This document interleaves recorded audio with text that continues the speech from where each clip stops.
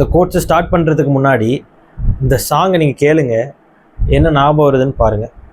கையில் கிடைச்சது தொலைஞ்சா இன்னும் ரொம்ப பிடிச்சது கிடைக்கும். ஆனா ஆசை கிட தெரிஞ்சா இங்க எல்லாம் கலடியில் கிடைக்கும். ஸோ இந்த சாங்கை கேட்டிங்களா? இது எல்லாத்துக்குமே தெரிஞ்ச சாங் தான், புதுசாக நான் ஒன்று காட்ட போகிறதில்ல. பட் என்னென்னா, ஒரு விஷயம் உங்கள் கையில் இருக்கும், ஆனால் வந்து நம்ம கைவிட்டு போயிட்டுனா அதை விட பெட்டராக ஒன்று கிடைக்கும். அது வந்து யூனிவர்சல் ட்ரூத், அது உண்மை தான், அது மாற்று கருத்து இல்லை. ஆனால் ஒரு விஷயம் இருக்கும் போது அதை எப்படி கண்ட்ரோல் பண்ண தெரியணும், அளவுக்கு அதிகமாக ஆசைப்படாமல் அதை எப்படி கண்ட்ரோலாக வச்சுக்கணும் அப்படிங்கிற வந்து செல்ஃப் பேலன்ஸ் நமக்குள்ளே இருக்கணும்.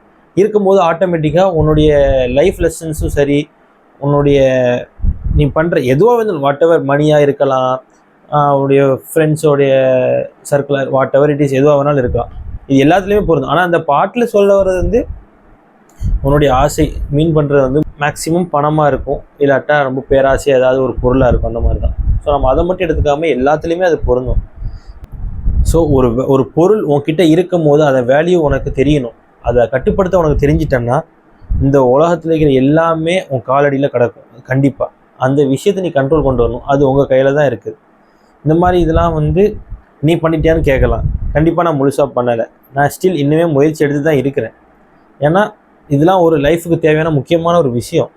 கற்றுக்கிட்டிங்கன்னா லைஃபுக்கு ரொம்ப பிரயோஜனமாக இருக்கும் எல்லாத்துக்குமே. இந்த மாதிரி விஷயங்களை நீங்கள் என்னென்னலாம் ஃபேஸ் பண்ணிக்கிறீங்கிறத வந்து உங்களுக்கு ட்ராப் பாக்ஸில் சொல்லுங்கள். பெஸ்ட்டு கமெண்ட் ஏதாவது இருந்துச்சுன்னா நம்ம அதை பின் பண்ணி வைப்போம். ஏன்டா ஃப்யூச்சரில் வரவங்களுக்கு அது தெரியும் கண்டிப்பாக.